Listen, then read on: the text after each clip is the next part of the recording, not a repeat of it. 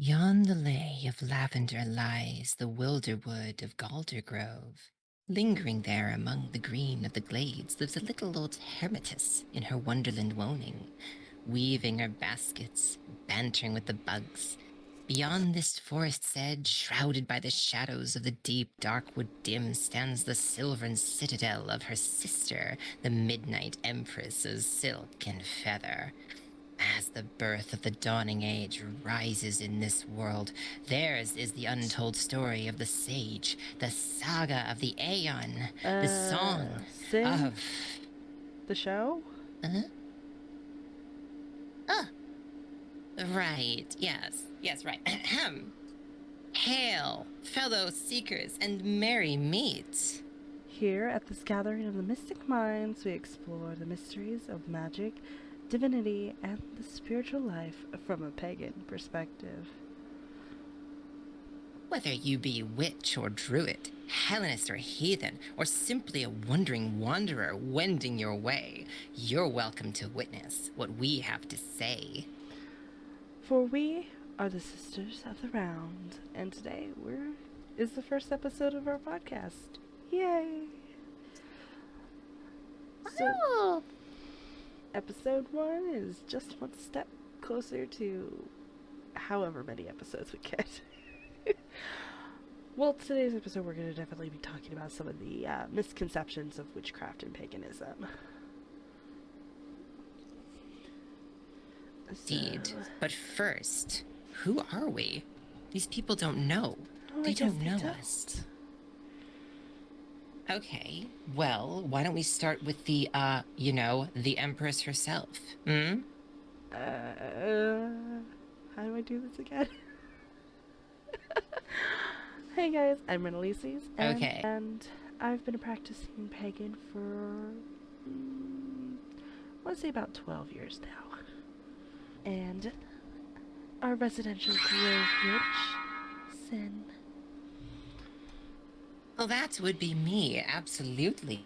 Indeed. I am the Grove Witch Sinwin. I have been a pagan all my life, let's be real. I haven't been exactly the most devout practitioner for my whole life, but I have had to explore my path, and here I am today, sharing with all of you wisdom and witticism alike. So, what?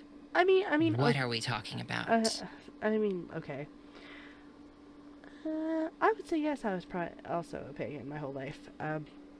Like, now that I actually think about it, though my family was Christian, I never, even as a child, did not identify with that. But I guess I went from spectrums of atheist to agnostic to finally, you know what, screw it all. I'm just gonna accept the fact that I was always a pagan. Absolutely.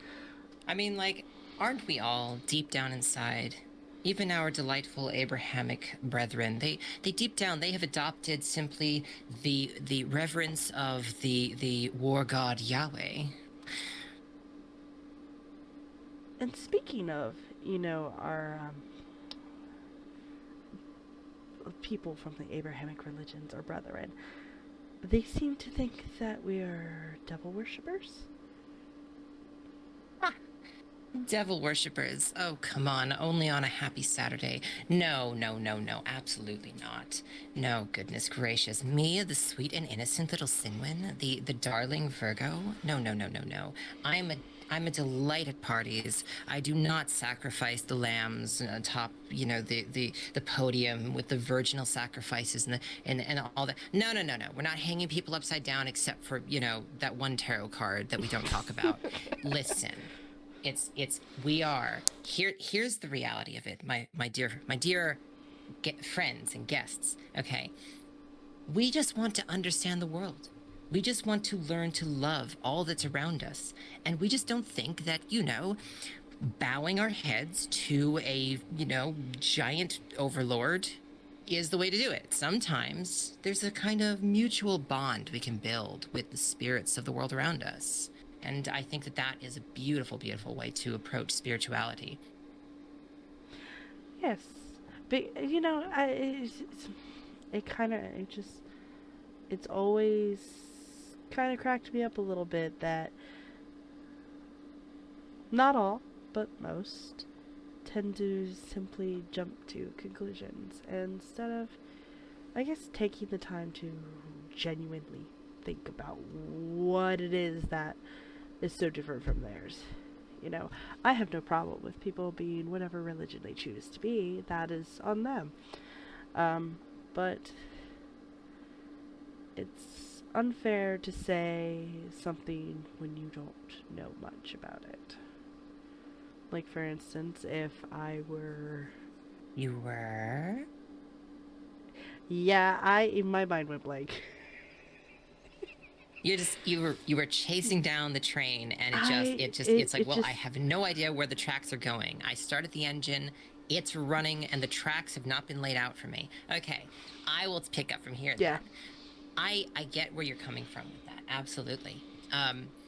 People approach things differently, right? They approach the world differently. Some of us are very high on the openness trait in, say, the ocean model, or this personality where we can open our minds to new ideas and adopt new paradigms that don't conform with the ways we were brought up. Now, admittedly, those who have a low openness but happen to be raised in a pagan family, okay, that might not be the same. That would be very interesting to imagine, right? It's like, okay, this family was raised to, in a household that sacrificed to Mars. Well, now what? Oh dear, we have an entirely new problem. Okay. Until that happens, though, we can just run on the assumption that, Mars didn't do nothing wrong. Okay, let's be real.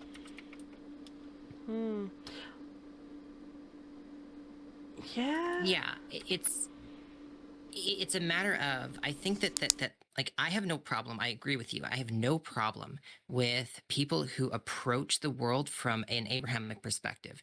I have a problem with the problem they have with me. That's where the problem lies, right?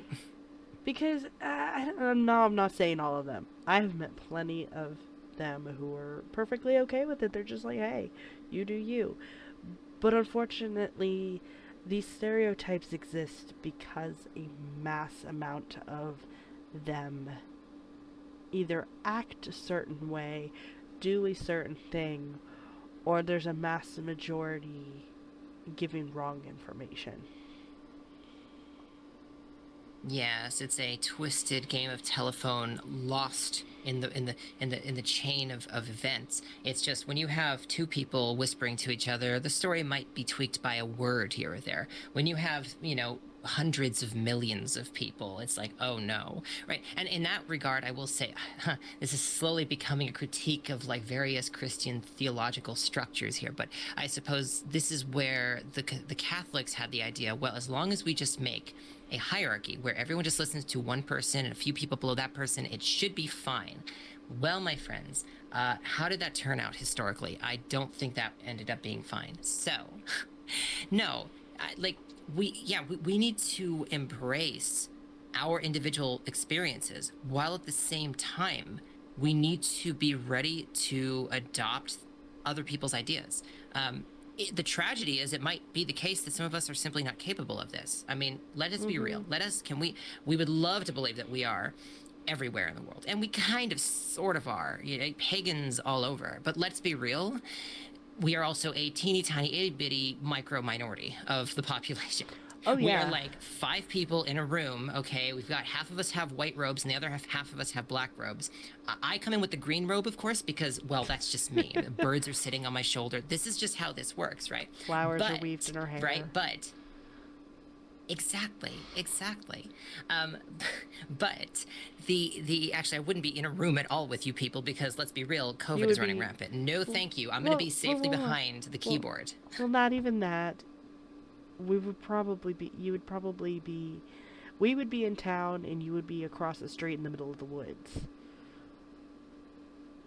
Yes, where there are woods. Oh, and if there, my dear, dear friends, if there are not woods where you live, please plant them. Let us reforest this entire planet so that I can enjoy my walks around this world. Anyway, so, no, I definitely agree with all of this. And this leads to another misconception, because if we just keep running on this, We could be here forever. Our listeners will never ever know. I know we could, but like, let's be real. Okay, I'm throwing this out there. I'm pulling from the rune bag, and by that I mean I'm not actually pulling from rune bag. Pentagrams. Okay, can we just say this? I've had this discussion with some people. Pentagrams don't summon demons. Okay, let's be real. Like maybe some of them do, or some of them might be used in like that way. But the very foundational nature of the pentagram is not this. In the same way that a hexagram does not mean it's Hanukkah. Okay, let's be real. Okay, it's the same way that like when you see 3 + 3, they're not summoning Christ. Okay? I mean, I'm sorry. Symbols can be used in many different ways. But realistically, a pentagram is just a star. That's literally the definition. I mean, true. A pentagram is a 5-sided shape, which, I mean, yeah, five. What? 5-pointed. Yeah, 5-pointed. What? Figure.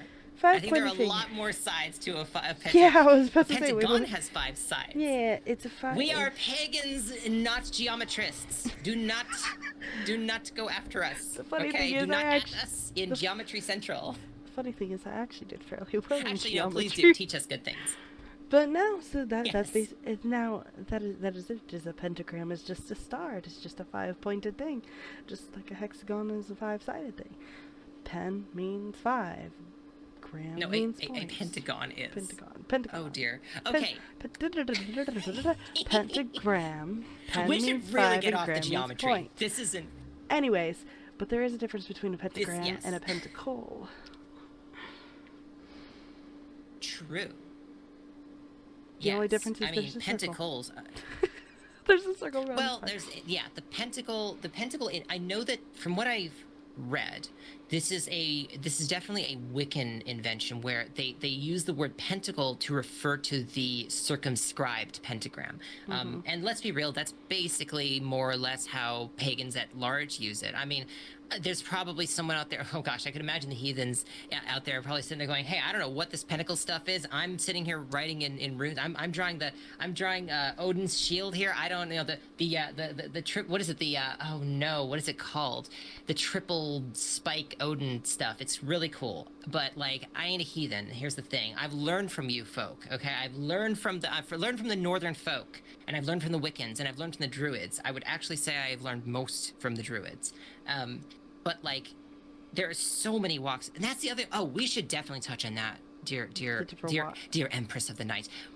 The different manifestations of the pagan paths, because when people talk about like what are you, and someone can say, well, I'm Christian. Well, and then you really start scratching that surface a little bit. You get the nail, you start scratching away that upper layer, and what you find out is actually they are list like their particular church in their particular region with like this like subset of Protestantism that also says like everybody else is going to hell. Whereas like, yeah, so we have different walks of life. There are heathens. There are Celtic druids and Celtic non-druidic like Reconstructionist pagans. There are Hellenists, right? And we're all sort of in this pagan umbrella because, can we be real? The word pagan is just a Christian invention. It refers to the rustic folk. Okay, so literally just those people who aren't part of our new Christian churches. They worship the goats or some weird backward thing. It's like, well, you're darn right we do, and the goats are awesome. Anyway, you want to know? I almost named my dog Pagan because I thought it would make an interesting name versus like a religious aspect. But on the topic I've heard of the name Pagan before. Right. It is beautiful. But on the topic of if we come from various walks of life, says pagans and witches. Not all witches are females, but just because we're not all females does not mean we have other weird titles. A witch is a witch no matter the gender or sexuality or religion, because I've known some Christian witches. Now they gotta dedicate a lot of their craft to Yahweh rather than any other god, but that is what works for them. I mean, listen, you know what? In the same way an Odinist might put Odin as their patron, people have their patron deities. Yahweh's got a very large following, a lot of history in the Yahwehan Empire. The Yahwehan, is that how we would say this? The Empire of Elohim, I don't know. Yeah. I mean, honestly, you know the funny. Actually, you want to know the funny thing? The hilarious, funny thing. Okay. First off, the word witch. Okay. In case you delightful listeners do not know, I am a master of the tongue. And by master I mean I'm pretty good at it, and it's fine. But like I love to just delve into the construct of a word. The word witch, honestly, comes from the Proto-Germanic wikono, and this word was actually neuter in gender, to be clear. Okay, firstly. Secondly, the Old English witcha, which is where we get witch, was referring often to male sorcerers, and then witche referred to the female variants. So this idea that witch is like, oh, it's women only, or no, stop. Oh, just stop, okay? It is not isolated to any of this stuff, okay? There are stereotypes, tall pointy hats, black cats, broomsticks, and by the way, there's a huge history from what I have gathered. Ooh, I would love to delve into this at some point, some future episode. Put this on the to-do list, if you will, of the connections between the ale brewers and the witches. I've heard a few things where it's like, well, why do we have cauldrons and wands? I feel like that is bubble, right? You know. That is definitely your topic, Miss I Brew Ale in the background. Oh, let me tell you of the sacred brew. No, in all seriousness, though, yes, ale is a fantastic liberator. Okay, Lord Dionysos, bless us all with your liberation. Liquid, what is it? Liquid libation of liberation from the oppressive world around us. It is fantastic. That is a lot different than what I would have said. The Christians would not disagree. The Christians would not disagree. They have their wine. Let's be real. I mean, I can't say no to wine. But, no, because you're just like a liquid of liberation. I'm over here just like, crap. I forgot what it was I was gonna say. No! Oh dear. Oh, okay, no. And this is why you need some liquid liberation. Let us soak those brain cells with the waters of the spirit. Okay. So I was just gonna say liquid courage. The point being. Right. Well, actually, that comes from. Courage. That's actually a war reference, by the way. That's actually a war reference. Okay, it had to do with Dutch gin, I believe, something of that sort. Is it gin? I think it was gin, something like that. A Dutch, distilled liquor, which was referred to, funny enough, as Dutch courage, which only later changed to liquid courage. It was a World War II thing. Anyway. I know too many things. Just don't ask. Yeah. It's okay. It's just our fun fact for the episode. Oh, the only fun fact. Okay, no, listen. We'll have like 50 million of them knowing you.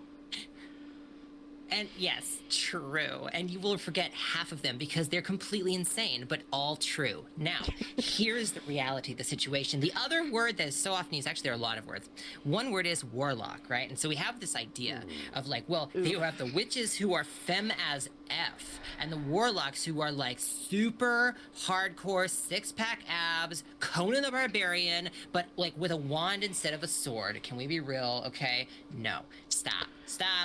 Okay, this is nonsense. Enough. I have a whole freaking thing about the term warlocks.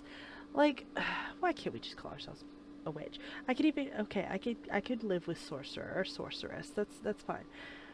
But when they bring in some of these other terms, and then they're just like, for instance, warlock, and they're just like, oh, out of all the different terms of witch and sorceress and blah blah blah blah blah, this, the warlock reigns supreme. They are the most powerful beings of magic, and I'm just like, shut the fuck up. Shut the fuck up. Like, go away. We don't need that misogynistic, I'ma kick you in the ass real quick if you come at me with that. Yeah, and I love words. Don't get me wrong. If we have, like, actually, here's the fun thing, right? You said, why don't we all be witches? Okay, here's the reality of the situation, right? Words are incredible little tools. They're like little packages. They're like, you know what? They're like eggs. Words are eggs. I thought you were going to say ramen packets. Oh my goodness, are you joking? Are you joking? Me, I am cultured! I do not eat this ramen stuff. Actually, I did this morning. The point is, so, eggs are like little packages filled with so much potential. All of the nutrients and all of the genetic material and everything that you need. Well, almost all. Let's say a fertilized egg, whatever. Everything you need to build some magnificent creature, right? So here's the deal, right? A word has connotation. A word has its sort of semantic origins. Yes, warlock is absolutely a word that we can use. Where does it come from? This is why I don't use this word. It literally means like war as in where, like man, human, and then loco, like lies, liar. It's literally a liar. It's a deceiver. Kind of funny, a little funny. You really want to call yourself that? Okay, I don't know. And I'm not gonna lie, in my experience, dudes be deceiving you. Yeah. And I am not gonna lie, in my experience with guys who have called themselves warlocks, they were exactly that. Oh goodness. You know, and it's like, it's hilarious because there's so many beautiful words to use and so many words that are more specific, right? It's true that sorcerer is used. Funny enough, if one thinks about it, I would love to delve into like the sort of the racial histories of this, right? Because the word sorcerer, in our American culture anyway, and I know this is just like a kind of like a stereotype, I know, but it's one of those things. When I hear sorcerer, it's like the word vizier. All I'm thinking is, it's some Middle Eastern, you know, alchemist with a genie on their shoulder. You know what I'm saying? Like when I think of sorcerer, I don't think of like, well, when I think of like someone more in Western Europe, I think of wizard, right? Or, you know, something like that. When I think sorcerer, which is funny because wizard literally just means a wise man. But yeah, because when I think of sorcerer in the respective that you had just said, I wouldn't have used sorcerer. I would have used magi. Okay, which is yes. Okay, so a magus, right? Which is of course Latin and therefore probably has nothing to do with the Eastern world. Yeah, yeah. Sorcerer literally just comes from the word for source, as in it is deriving from the source of all existence, right? You're pulling from the source. It's very interesting. Funny enough, in Old English, we didn't use any of these words for the general idea of magic, and as you might imagine, we didn't use the word magic because. Why would we do that? That's a Latin word. Why would, yeah, in fact, isn't that like from Greek ultimately? I don't, whatever. The point being, we used the word that nowadays we'd say tiver. I've loved to use this word in my fantasy writing.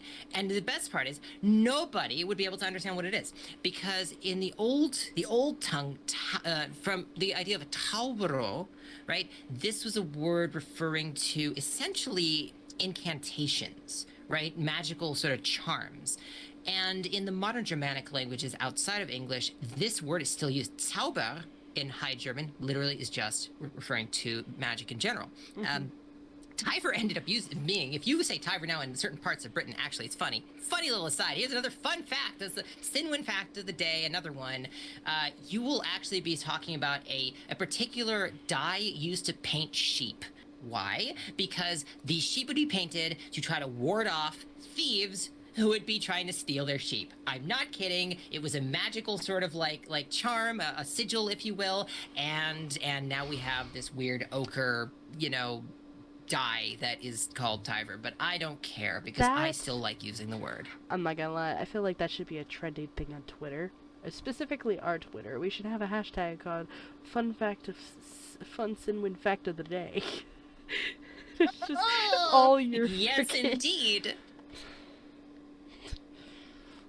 Yes, I mean that's basically all of my relationships, right? It's literally just, okay, I'm going to now communicate with you and you're going to learn fun facts. This is how this works. Speaking of communication, and when you try to communicate normal stuff with me, I'm going to turn it into fun facts, okay? Anyway. Speaking of communications, what are your thoughts on gifted tarot versus passed down tarot cards and buying them yourself? Oh, okay, this is where, okay, let's be real. They are tools. Okay. Yeah. Let me ask you this. Actually, no, here, let me turn this around on you. What do you think of a word that you and your best friend came up with to refer to something that nobody else knows versus a word that you learned from a dictionary versus a word that you learned because your family started telling you? They're words. You use the words, you use the cards. They are tools. They are a language, okay? I like to tell some people I know who are very strongly opinionated about which tarots are the correct tarots and which oracles are meaningless. I like to tell them, like, they're languages. That's all they are. We are communing with the divine. So like, there's no difference. I don't see a difference. Whatever. Like, you get your cards from. You could literally just now. That doesn't mean, by the way, just to be clear, that doesn't mean that if you're about to go and create your own tarot set, that you should literally just be like, you know what? I love this cartoon. So what I'm going to do is just draw this cartoon all over these cards. You can do that. It's not that it's wrong. Yeah. It's just, let's be real, it's not very thought out. In the same way, you can say that I'm going to create a new language called blah, and like one word is blah, and one is bleh. I mean, like, you could do that. There's nothing wrong with that necessarily. Or you could just craft an actual, a nice, rich conlang that actually has structure and grammar and all this. Yeah. Let's be real, okay? So, yeah, 'Cause nothing wrong with that. What about you? When it comes to tarot, like you said, it doesn't matter if you buy it yourself or it's gifted or it's passed down. It does not matter how it goes about your first tarot deck. I mean, yeah, sure, it is absolute. There's like something very special about getting a deck that's been passed down in your family for generations. There's significance in that deck to your family. And then there's like this great feeling that when someone gifts you a deck, like your friend, they just know you're into tarot and they're like, here, I thought of you when I get. Those are great feelings to have. Don't buy me a tarot deck, not unless it's on my specific wish list, because I am so damn picky. But I am absolutely sending you a tarot deck. I don't care. You can fight me over this. She really would. But my first deck was like bought, and there's so many people who are just like, oh, you can't do that because it's like you have to bond well with it and energies and blah blah blah blah blah. That is based on your practice. Do you think it is okay in your practice to have to give them gifted to you by someone else? That's fine. If you are someone who's just like, oh, okay, and I believe in my practice, I could go buy it my damn self. And that's the beauty of witchcraft, is everybody's going to have their own opinion. So don't let anybody just be like, oh, well, you can't do this. I mean, clearly, some things are kind of that way, but not everything. Not, especially not when it comes to tarot decks. Dear. You can buy your own tarot deck. Yeah, no, I have two and like yes. no, it's like 7 oracle card decks at this point. And I even tried to make my own tarot. Okay, is that going well? No, because I procrastinate. I mean, hey, we're here. We're here and doing great things. Okay, what matters is, and at some point we'll just have to do that. The Sisters of the Round Oracle. Anyway, no. So.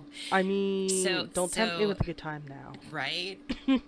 Right. Exactly. Okay. Creativity. Let's go. So when we're talking. No, I go. Okay.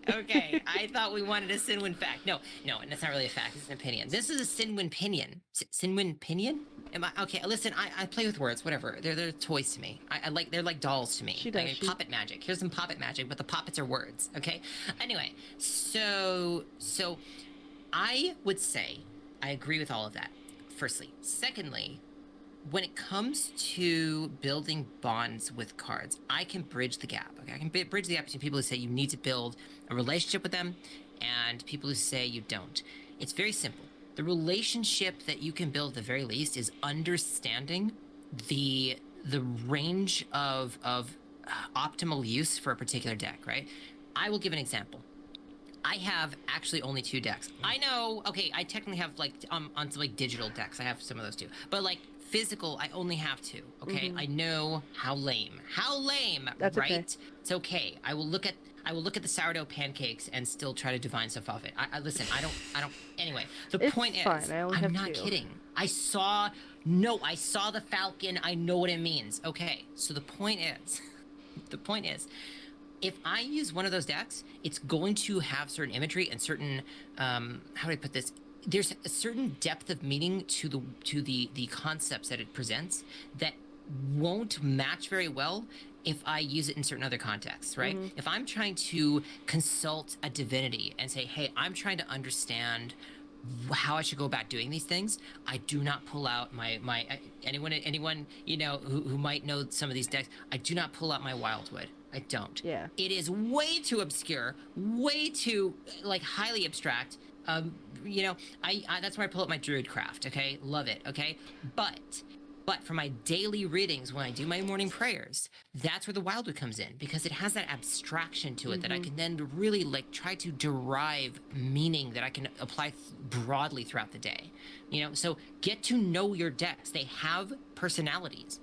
This is the animist perspective, that everything has a spirit. Well, the spirit of every little thing, everything in your life, that spirit is how you relate to that thing, and how that thing relates to everything else. That's the spirit. Although that gets into the nature of spirit, which we will talk about in a future episode. Absolutely. Yeah.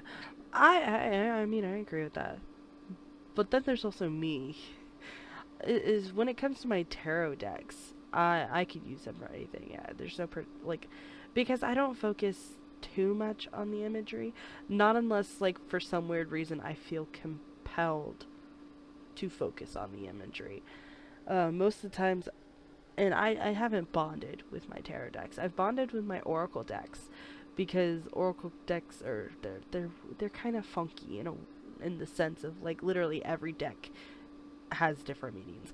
Like, I literally have some decks I could only use for spiritual readings, like nothing else. I have some decks I can only use for love readings. But when it comes to my tarot deck, I don't have any sort of bond with it, because I have a bond with the deity of which I'm using the cards to communicate with. Oh, absolutely. Absolutely. That is a huge aspect of it. I like when we, and that's the other thing is if I, this is something that I've recognized in having only 2 of these means. And though I did recently build that pendulum, wow, is that useful? Anybody out there, pendulum is a useful tool. Oh, I'm just telling you right now. I mean, you can flip a coin, don't get me wrong. That is fine too, but you know, when the deity you're working with is kind of getting a little ticked that you're just basing it on a coin, they literally just have the coin smack you in the head like, hey, like, can we be a little more civilized? And I'm just like, I'm trying. I mean, Work I can't with tell me here. you Anyway, the amount of times that I have, like, done pendulum readings, and they're just like whomever I am reading with from the great beyond, whether it be Nyx or Hecate, they're just like hitting me with the freaking thing, and I'm like, okay, I get you're excited, you're happy. You don't have to hit me and everything around me with my pendulum. And then they'll slow down and they'll be like, okay, yeah, I get it. But like I had stated earlier, that everybody has their different methods of reading. Like, you and me, we have completely different methods of reading. You have a way with words, so of course yours is going to be very different from my very blunt readings of, like, this card tells me you need to do some fucking soul searching, so you get your ass up and you go do the soul searching. Where you would be like, oh, the Hermitess card of blah blah blah blah blah blah, and just very poetic, and I'm like, wow, you absolutely nailed it. Absolutely. That is exactly, are you joking? No, what I would say is something along the lines of, I'm trying to think, what's a good example? I would say something like when the mysteries, so the mystery can be understood only when the frozen cap of inner insecurity melts away with the fires of the torch of enlightenment, right? I'll say something like that because I'm, like, casting runes in a particular way, and it's just like, oh, I've got, like, the Counter rune is here, and that's referring to the torch of enlightenment, fire element, that sort of thing, and you've got, like, the ice rune, the Isan, you have all these runes. Yeah, to me, it's about weaving the story. I'm a storyteller. I'm mercurial, okay? I mentioned earlier, I'm a Virgoan, okay? Yeah. Ruler Mercury. I am of the communication, the speech, the language, the tongue. I am the tongue master. It is what I do. But on the topic of everybody's, like, practices being very different, and not all of us being female, not all of us also join covens, not all of us are born into the practice. There's a lot there. I hear that one a lot, honestly. I hear more about people being like, oh, I'm the descendant of a 3rd generation witch of my great grandmother, and blah blah blah blah blah. Or they're just like, oh, you can't be a witch because it wasn't in your bloodline, it's not in your family. Well, I hate to break it to you, honey, anybody could be a witch. There are some people who probably shouldn't be, but that does not mean they don't have the capabilities to be. I mean, if you go really deep, depending on your particular model of spirit, you could argue that even every mundane experience has magic woven into it. Like Oh, when people are yeah, for acting, sure. they can absolutely be accidentally committing some kind of witchcraft. Can we be real? I mean, I know there's the common. I know it's hip and cool to talk about the birthday cake and the candles, but I mean, it's not exactly wrong. I Well, mean, well, that's it's not not even exactly, that. you know. Like, okay, so, words of affirmation.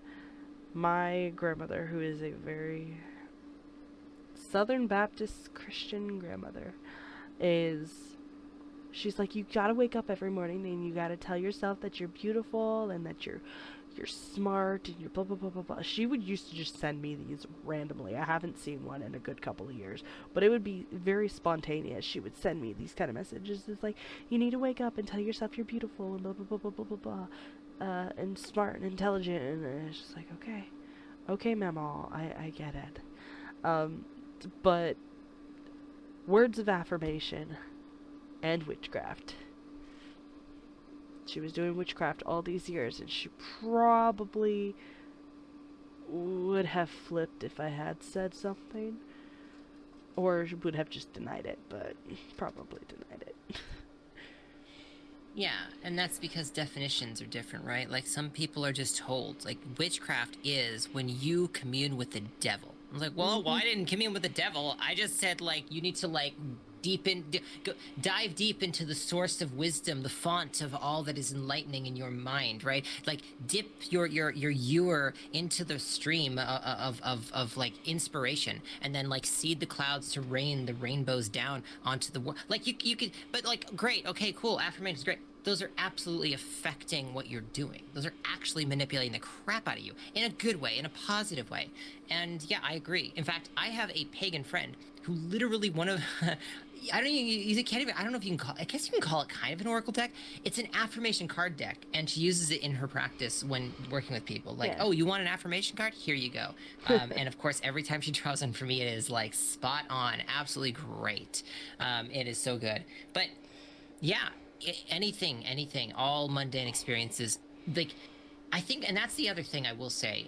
That is when you're dealing with, because not everyone listening to us is going to be a diviner, right? Not everyone listening to us is going to be reading cards or runes or any of this.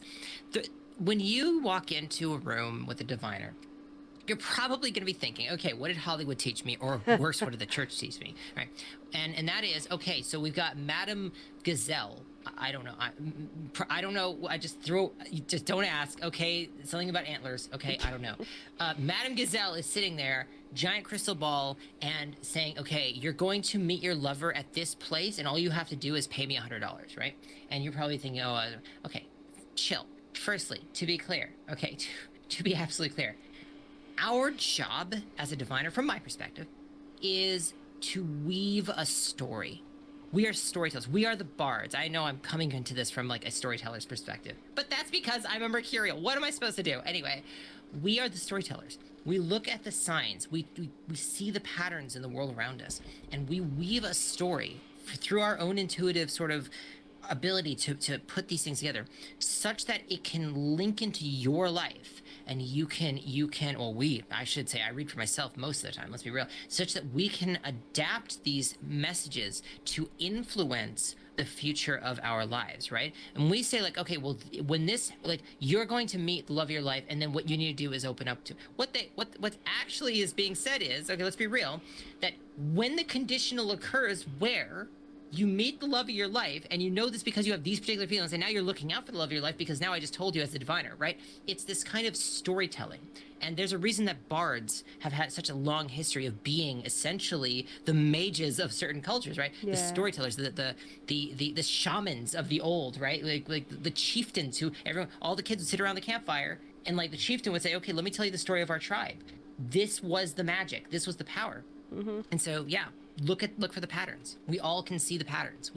It's just, will we be brave enough to then say, I'm willing to connect these dots, make the story, and then run on that intuition based on faith. And that faith is what differentiates us diviners from someone who is just obsessively self-doubting, I think. That's what I think, personally.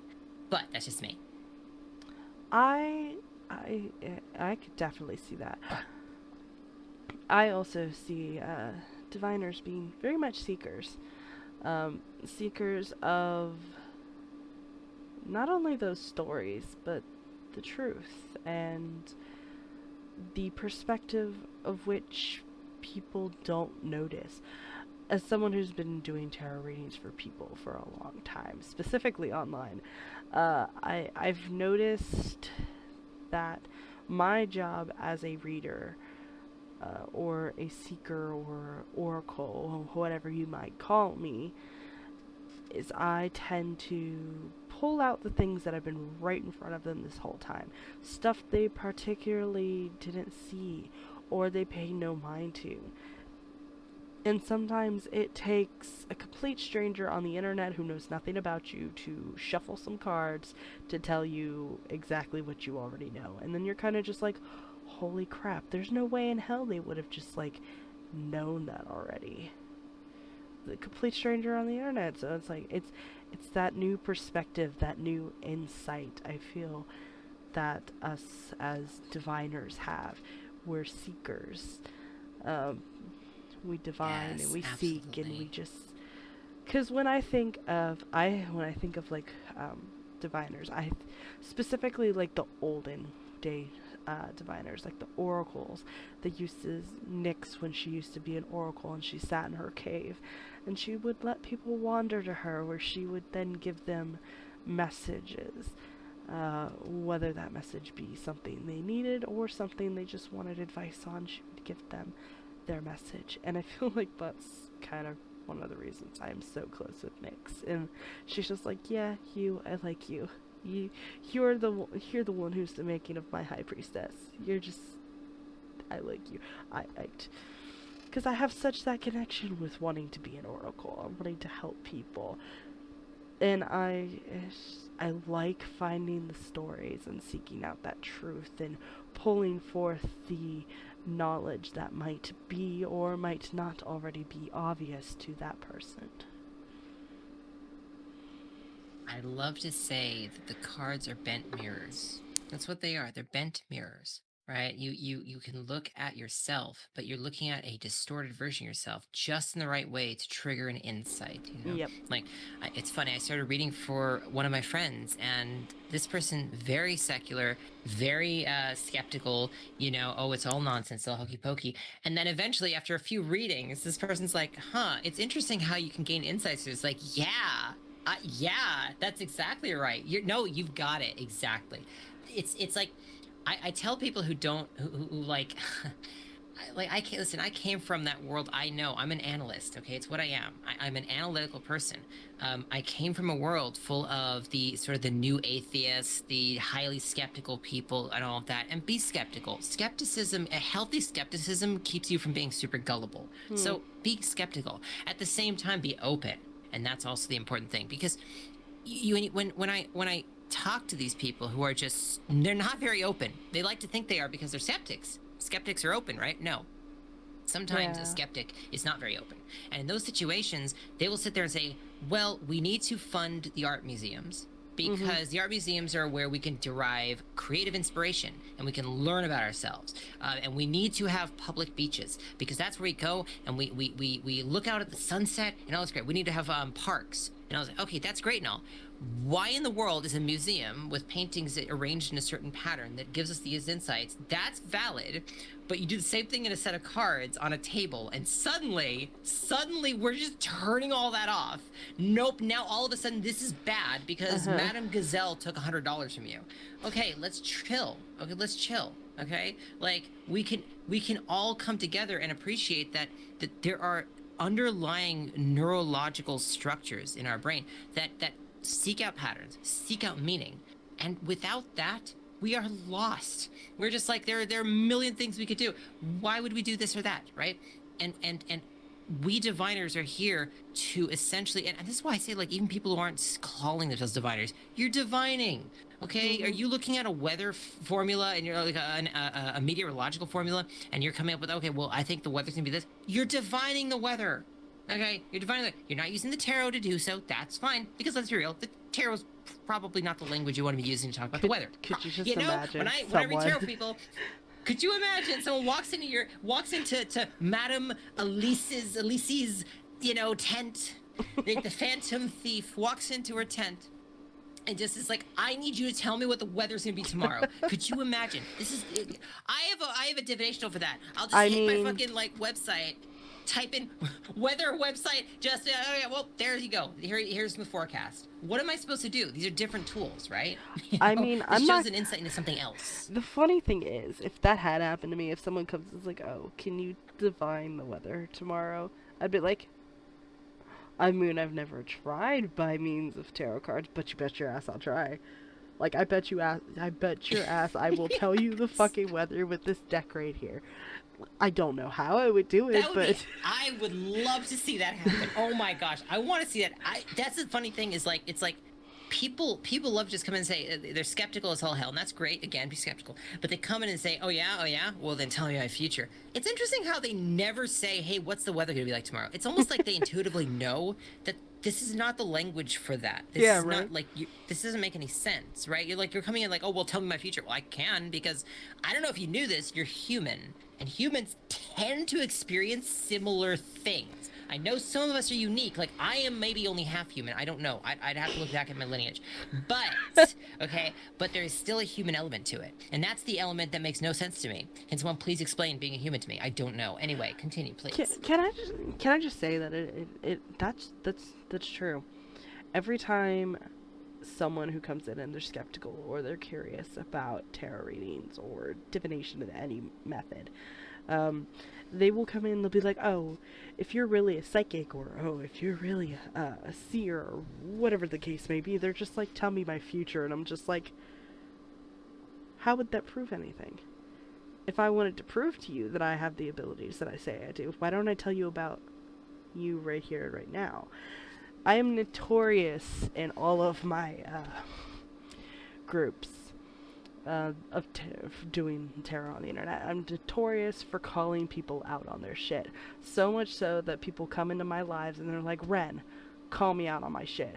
Not general readings. Oh no, they're just like, call me out. I want to be called out. It's like they want me to bully them. Which, I mean, I won't say no. It's fun. It's fun calling them out on their shit. Because then they're just like, you did it again. Damn it, I knew you would do this. It cracks me up. Yeah, but they it's like fascinating. It's a fascinating tool. I mean, when I was doing tarot readings on YouTube, the guy that made me stop doing tarot readings comes into my life and he's just like, well, if you would have seen me coming if you were really psychic. And then I'm just like, dude, that's not how it works. And me being me, trying to educate the poor fool, gets resulted in spamming and trolling and just like, why? You got no. Do you know why this is? Do you understand the problem here? The biggest problem is, and this is, like, I could shout out so many people who are absolutely spot on when it comes to their research into this. Our society is lacking stories. There are myths that we have replaced fascinatingly deep and important myths with nonsense like the American mythos, right? The idea of like, well, the whole world is just a machine to exploit, and you make some money and you get married, have some kids, and then you die with retirement. And that's your life. Mm-hmm. That's all life. That's all that matters in the entire world. There's no more meaning whatsoever. Meanwhile, you'll get society to talk about like the cosmos, the creation, right? The great battles, You'll get the Ragnarok story, and the next thing you know, like, it's like, oh, wow, we could apply that to global warming. Interesting, right? Like, there are stories that nobody wants to talk about anymore. They just want to talk about the simple shit story. So when they come in, they're like, oh, you know my future. Well, tell me what my paycheck's going to be. Like, why does that matter? Who fucking cares? We're talking about things that are deeper here. We need a story. We need to understand these things. Yeah, we need a more abstract understanding of the world to be talked about. The problem is we're so scared. And I understand why, just to be clear. I understand why.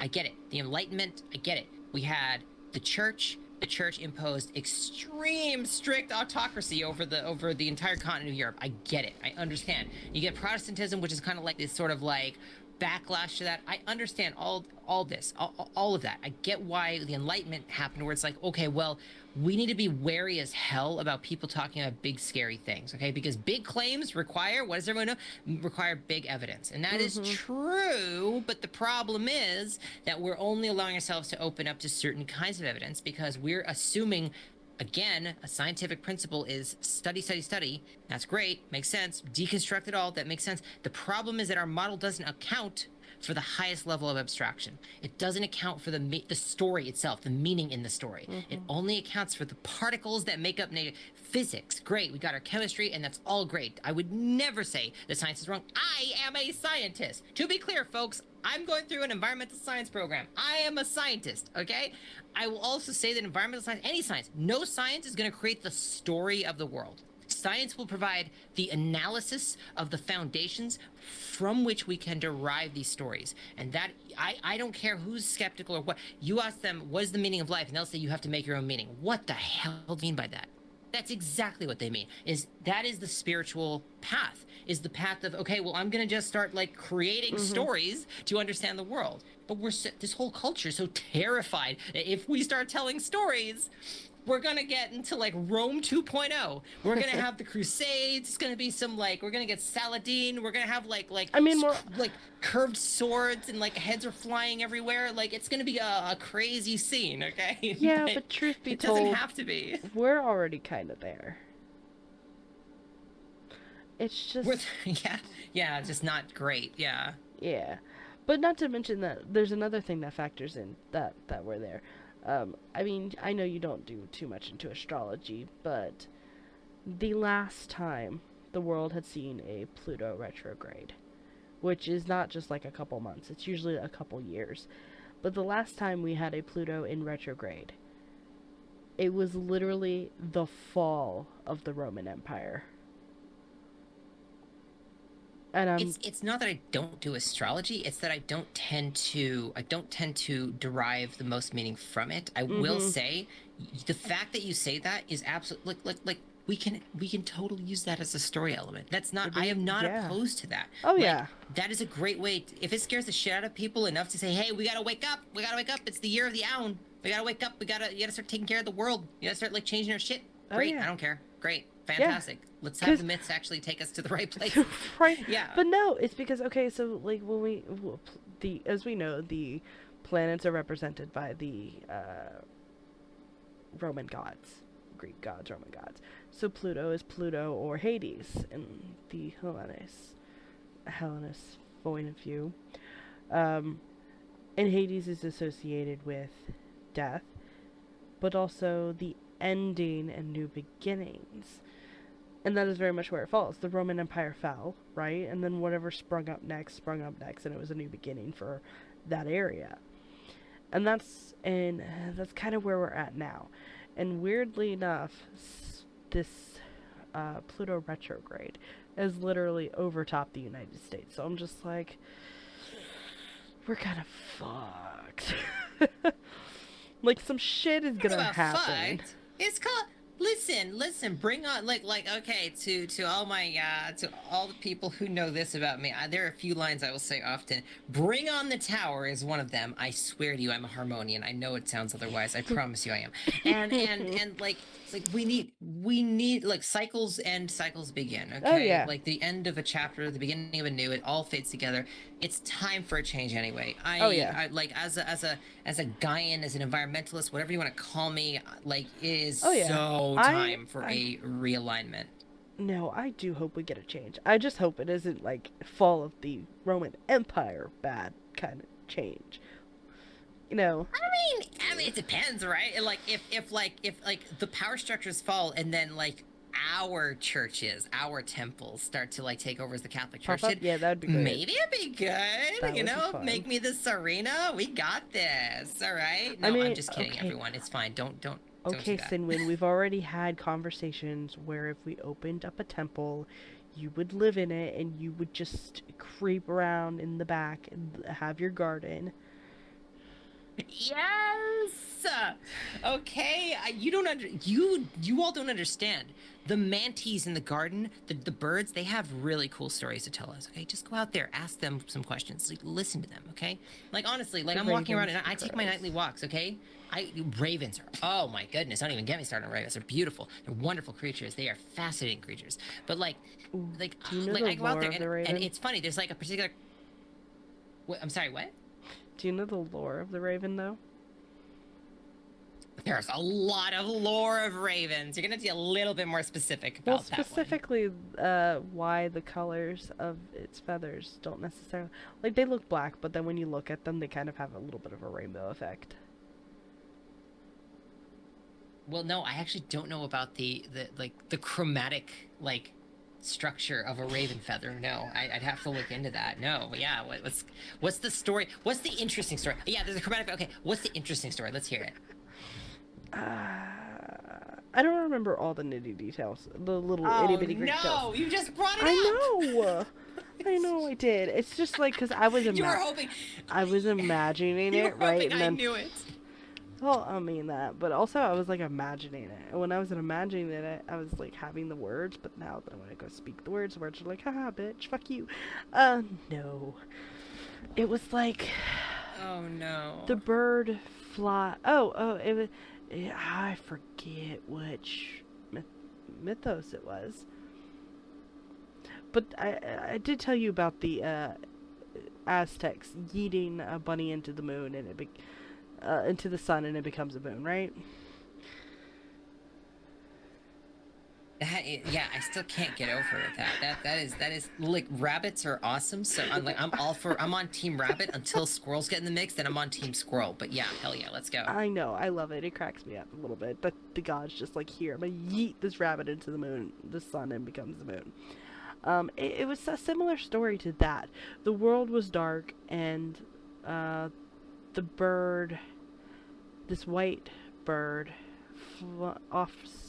sacrifices itself to fly into the sun to bring the light back to Earth, right? And as the result, the feathers were all burnt, and it was like a crisp, and blah blah blah. This, and the god, or the goddess, I don't remember, was like, in honor of your brave sacrifice for bringing us light, I will shine a new sort of light on your feathers. Therefore, when the sun hits the bird's feathers, they look very rainbowy, to indicate what they had once looked like, even though they have to stay black because they sacrificed themselves to bring light to the planet. I forget what moral of the story: there's a rainbow in every one of us. Yes. No matter how much of a what is it, a dark duck, a black duckling, I don't know, whatever the heck that story is. Yeah. No, I hate to break it to everybody. We're all gay. We're just all gay. Right? Okay. We're all here. We're all queer. We just don't know it. Okay, so here's the thing. Okay, here's the thing. Like, gay, I mean, some of us also, know it. I definitely know it. But gay also means happy, so therefore we're all gay. Because if you're now not you're playing with words. Because if you're not happy, then you must like legitimately be gay. I mean, if you're just where are we? What is going on here? Oh no, you're tying a knot with words. This is what I'm supposed to do. We're switching roles here. You're not understanding. Okay. What? Why did we switch places?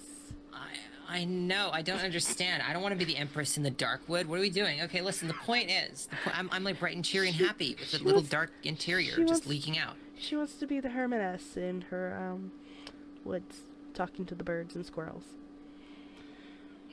Oh, definitely the squirrels. Okay, birds too. They're all wonderful.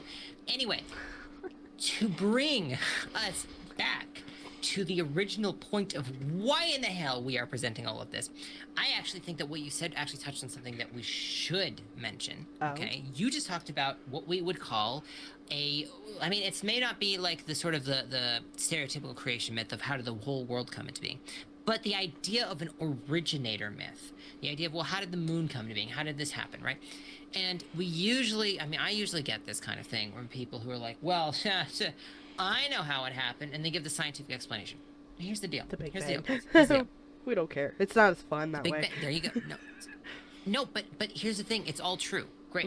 Again, I'm a scientist. Yes. That's true. But like, we're gonna bring in, like, we're gonna bring back English 101 to all you people who've taken it, and if you haven't taken it, you should probably take it, because what are you doing? What the hell? Anyway, it's called symbolism.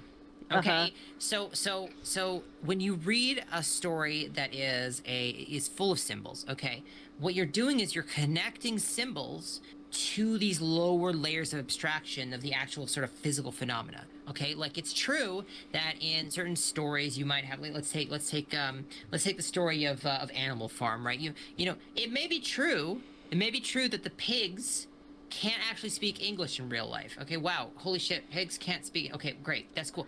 I'm sorry, if you're reading this book where the pigs are speaking English and you're... I know. I know to us, we hear the pigs, like, psychically being into our heads, okay? But these people don't know, so we have to be a little, more gentle with these people. Listen, I know, we have to deal with the humans. I know, it was fucking weird. But, like, the point is that, that these are symbols, okay? When we create a story, we are mapping a higher order of semantic sort of properties to lower order experiences, right? So when people say it's all bullcrap because I can prove to you how the moon works and it didn't work that way. I can also tell you there are like 20,000 creation myths. I don't know. That's might be slightly exaggeratory. Maybe not. I don't know. Maybe not. And they don't all work together. They don't all, like, they can't all be right. If you assume that they're all supposed to be literal descriptions of exactly the sort of biochemical process that happened. They're not. These are symbolic associations, okay? They all can be true within the context of the story, right? This is why when people say, well, when you shuffle the tarot deck and it's all just randomized, it's not actually telling a story. What are you talking about? The story is what we tell you as the diviners, okay? What's happening is we're getting seated. We're getting seated. It is, there was the great late Terence McKenna, okay? To any psychedelic lovers out there, any hippies out there, okay? Fellow hippies! The late great Terence McKenna talked about this. Hippies unite is what Sinwin's thinking. Absolutely. If you don't know the magic of the mushroom, you don't know. You just don't appear done. You don't know the full stop. You have not seen what the nature spirits want to tell you, okay? Anyway, no, you can see it in other ways. Okay, that's true. But, like, regardless, I'm trying to bridge the gaps here between me and you humans, okay? So, the reality is that we have this. Where was I going with this? You derailed me so hard. Like, great Terence kind of talked about. It's totally the other way around. What did Terence? Oh no! What have you done to me? You've derailed this so hard. Okay. We got this. Symbolic meaning. Connecting things. Nope, I lost it. Well, we're done. I mean, GG, initially, the end of the game. Initially, this was about to be about the misconceptions of. Well, that's what this was. A misconception about how, like, the actual, yes, thank you, and now I brought it back. So, the point being that, that it is not about what happens. It's about why it happened the way it happened, right? Yes, any of the 72 cards could have been pulled. That is true. And yet that's not true, right? Because when you shuffle it, there's a specific, like, when you put, like, let's pretend that you got the deck of tarot cards, and on the top right now is the magician, right? Okay, cool. But you're shuffling, and now that card goes to the very bottom. Well, it's true that when you draw from the top, you're not getting the magician, right? It's not really random, okay? The point of the divination, the point of the story is, why did the magician go to the bottom? Do you know? You can't say I know because, oh, you moved it there. Well, yeah, but why? Why didn't I stop shuffling before that point, right? And then that's our job. We apply the symbols to why these things happen the way they did. Why did that bird fly across? Maybe the bird just wanted to, right? But that would be stupid. Well, like, okay, yeah, then things just happen. Well, if you deconstruct enough, like the particles just happen the way they happen, and then nothing means anything, and then we fall into a cesspit of nihilistic despair, and then we just, just get intoxicated and we just pretend like life isn't real. I don't know. Or we accept that we've got 80 years on this planet, 90, 100 for me, at least. Hopefully a couple hundred. I'm hoping. Oh, I just plan I just plan to be immortal at this point. Oh my, thank you. A fellow bio-immortal person. Thank you. Okay. Transhumanist future? please, let's go. Let's go. The people are like, saying, oh, that's scary. Well, you know what? Stop being scared of everything. Okay, just chill. Okay, just chill. Just chill. Tarot isn't scary. Witchcraft isn't scary, and neither is biological immortality. I mean, witchcraft can be scary, but is it as a general scary? No, not really. I mean, anything can be scary. Okay, let's be real. So no. You said like bottom 4 times, and I was just expecting Celeste to pop up and say something on it. Oh my goodness. Okay, well, dear guests, we have the Empress referring to one of her subjects now. Unbelievable. Listen, I'm just in the outer wood, okay? She's just my sister. I don't know what to do with this. I'm just trying to talk to the squirrels, okay? Look. She's a little squirrely. What were you going to say? A little squirrely, just a little, just a wee bit, okay? Just a wibble dibble, okay? So, what we were talking about was very simply, why is witchcraft not the devil? I don't think that was what we were talking about, but I have to bring it back to something, because otherwise we are literally just going to be running in circles, making little infinity symbols with our legs, okay? What are we doing? I mean, that don't sound that bad.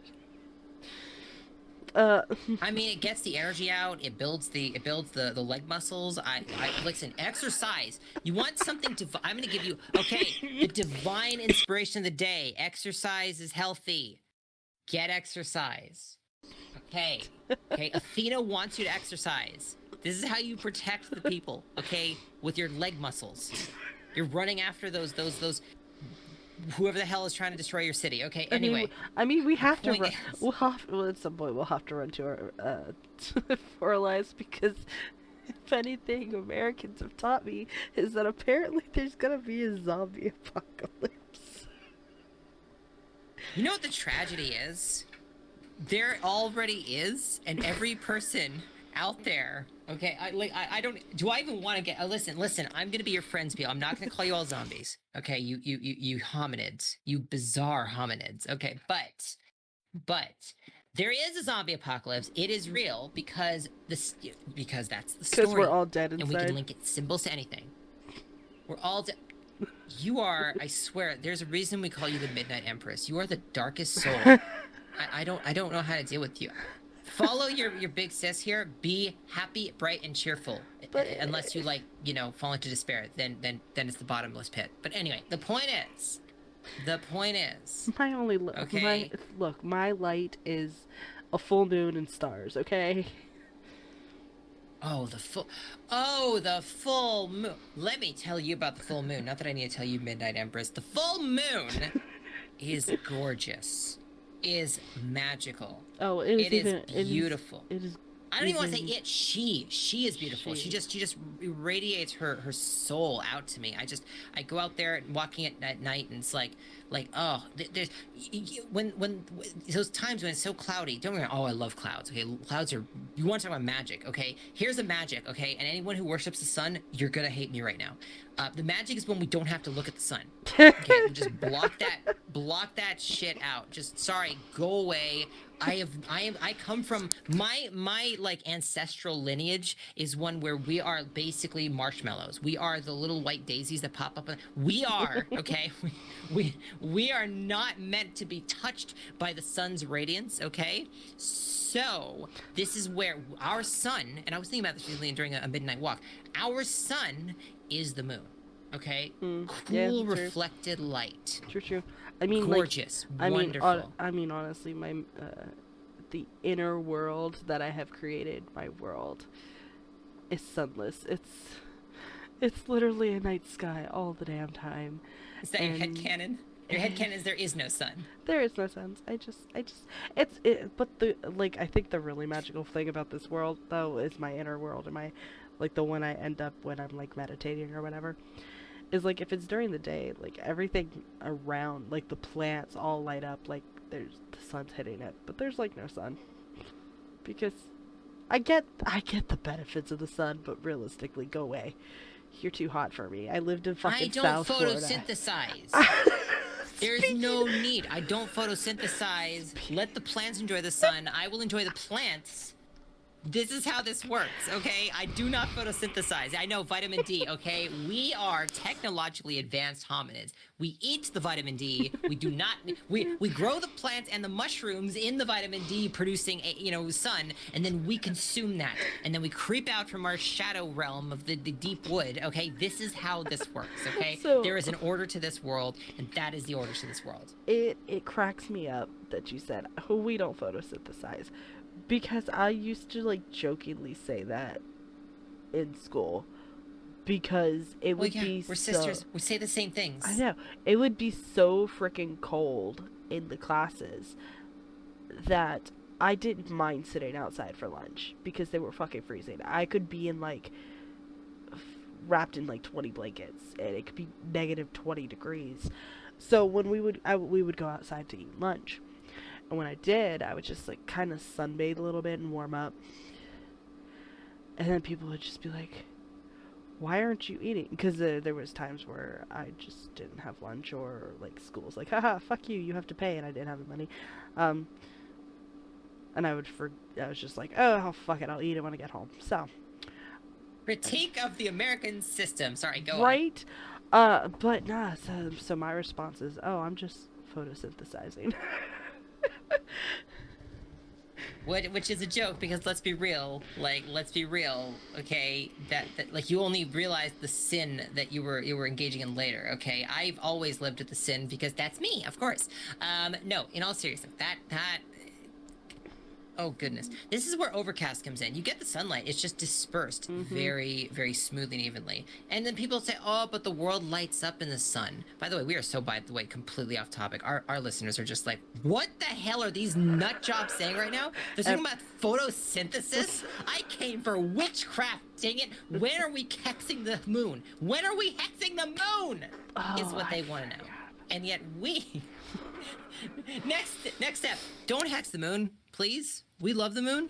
The moon is a lovely creature. I guess now we have to talk about social media witches. And not in the sense of, like, okay, actual... do not use social media. End of story. No. Unless you're visiting the Phantom Thief 715 Twitch stream, please do. Everyone, no. Sisters of the Round. This is the only social media you need. The only media. Wait, hold on. We excuse this broadcast to bring you a very important message. Oh, great. The stream is brought to you in part by WitchyIntention. And Phantom Thief 715. Shameless! This is what we're talking about. Critique of the system. Bring on the tower. Okay? Bring on the tower. This is what we're talking about. Okay? This is what we were talking about. Oh my gosh. Shameless. I mean, but in all seriousness, help this empire grow. Okay? We are honestly, like, what are we doing? You're here, you're loving what we're having to say. You're especially loving my antics. You're loving the deep, the deep, smooth sort of speech of one of us, and the absolute zany, what the hell am I talking about, the other one. Or maybe you hate me. That's fine. Look, let's be real. Jar Jar Binks is a horrible character. I will say that now. I get it. Okay. But we love you. You're here, like participate in the community. We want to also hear from you. Definitely want to hear from you. You definitely should be contributing to all the social media. Oh, we should totally plug that near the end. End. We should definitely do that. Literally sisters of the round on everything. Wow, you almost said Sisters on the Round, and I'm like, well, now you're sending them off to some other universe. Okay, great. We're never hearing from them again. They're gone. They're gone. Well, GG. But so far, the only social medias I've made for this account is Instagram, TikTok, and Twitter. And I think Twitter was like, haha, fuck you, you have too many. So it's like, Sisters of Round? Yeah, I know. We are the Round Sisters. I get it. I know. Everyone laugh. Lol. Okay, yeah, we get it. Listen, curves are superior to straight edges aesthetically. Can we just admit that? Okay, let's just be real. Like imagine unironically being straight. Like, what is this? But but realistically, the ideal figure is what? A curvy figure, is it not? What did they say the purest tone is? A sine wave. That shit ain't not straight. That is no sawtooth, I promise you. I promise you. Okay. But no. Social media. We're gonna have to. There are so many. Yes, social media. Okay, yeah, witch talk and all that. We have to deal with the existence of the blight on this planet called TikTok. Now, and now to be clear, folks, this is where we're gonna argue because one of us actually doesn't hate TikTok. I don't hate TikTok. I don't hate social media in general. Do I believe everything I see on TikTok? Hell the fuck no. Absolutely not. Do I find it I would have a word with you if you did. Do I find it thoroughly amusing that how stupid people are when they're covering topics of witchcraft? Yes, I do.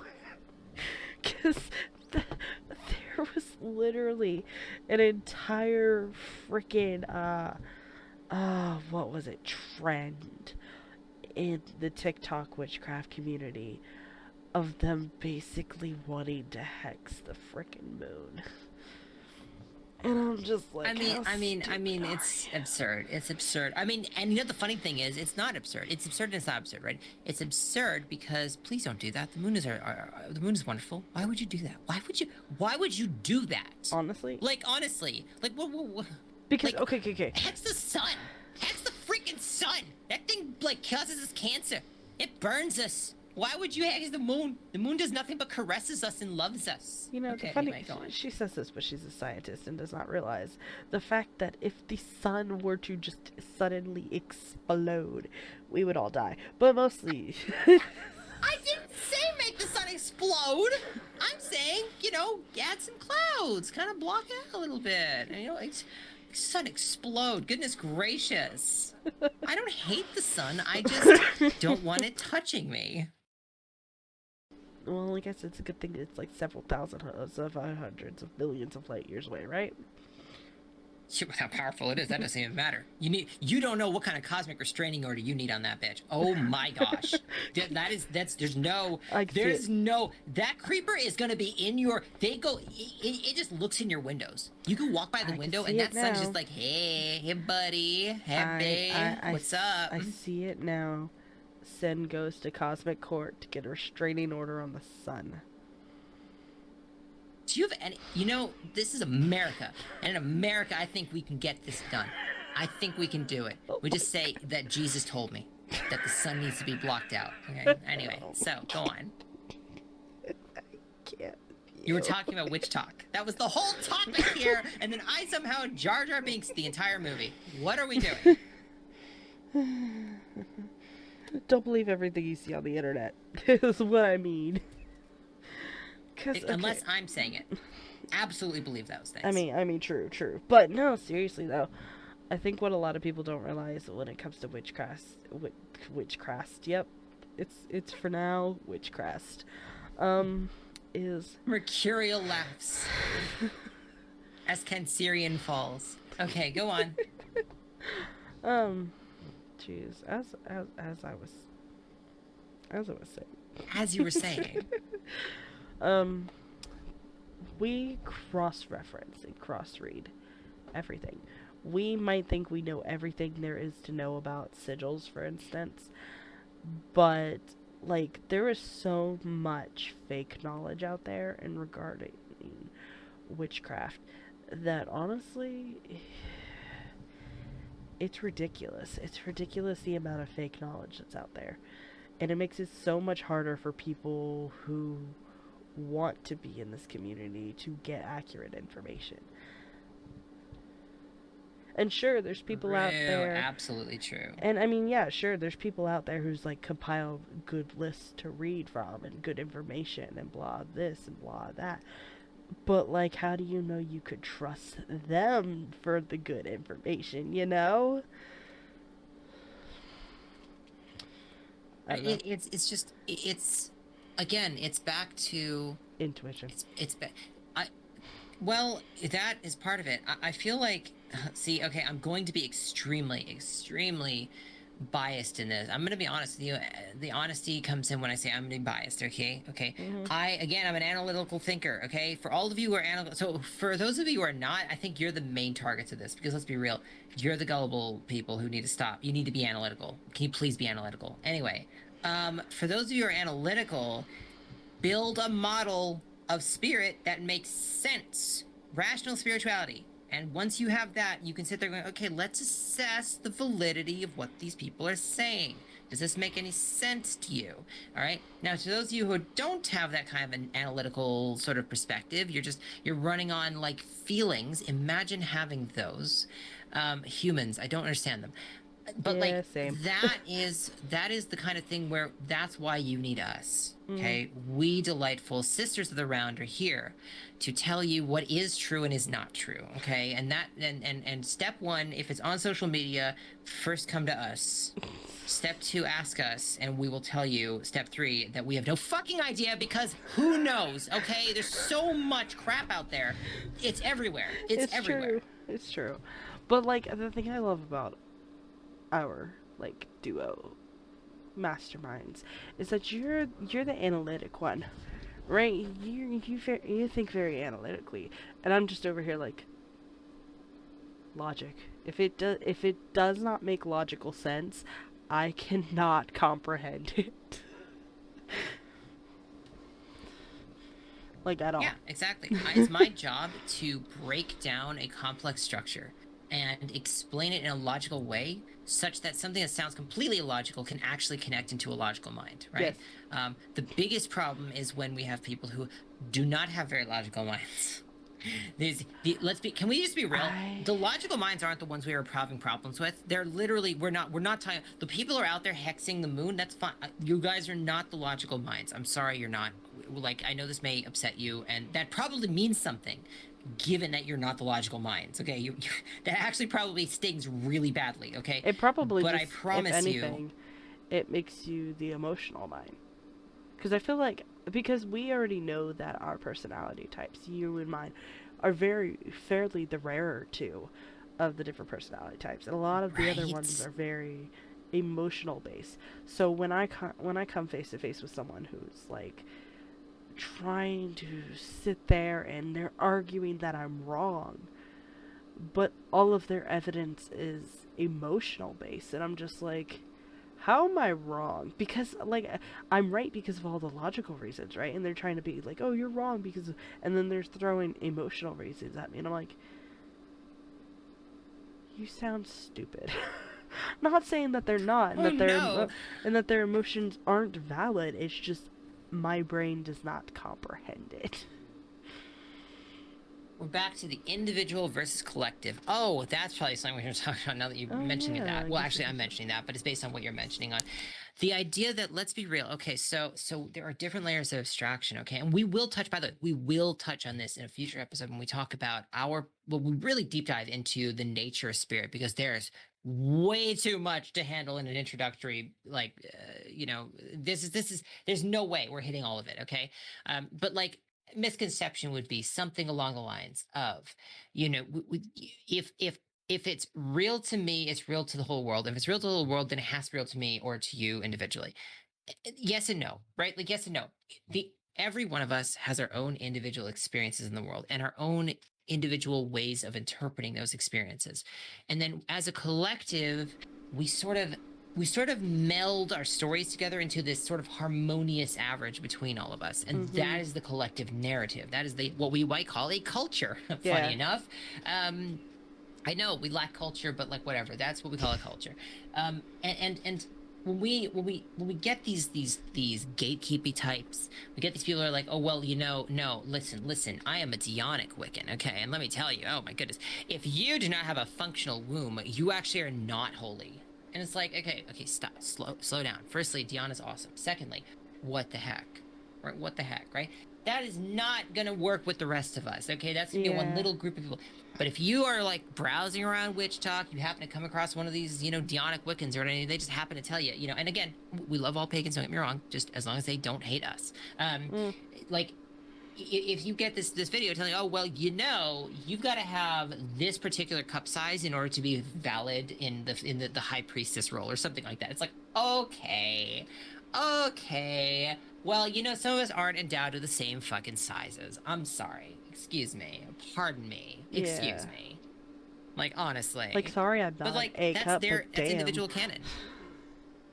Yeah, and then here's the thing, they can practice that way, but like they just be wary when you come across this, and then you are told you're thinking, okay, well, I need to then adopt what I'm seeing. Well, no, stop and think for a moment, okay? Because you adopt what they're saying, and what they're saying leads them to be hated by literally everyone else. This goes the same for the folkish heathens, okay? If you are looking for the heathen way, and you're like, I'm gonna go pick up this crew over here of people who write on their body things like, like whites only, like, just let's slow down, okay? It's not that it's invalid, it's just probably not the route you want to go if you want to have any connection to the rest of us in the world. Yeah. Okay, like, let's be chill, okay? Let's be chill. Let's not adopt some crazy nonsense, some folkish crap, okay? But realistically, let's not adopt though, this sexist crap. Let's just, yeah. But realistically, for the most part, in my experience, most pagans that I have met, they're very open. They're just like, yeah, okay, you could. True. They're very open, and they're very kind to other penguins.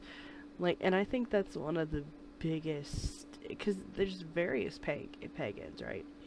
But like, as someone who grew up in the South, I've seen literally like people fight in the different types of churches. Like, for instance, if you're Southern Baptist or if you're Methodist, they'll be like, oh, we don't like you. And I'm just like, don't you worship the same God?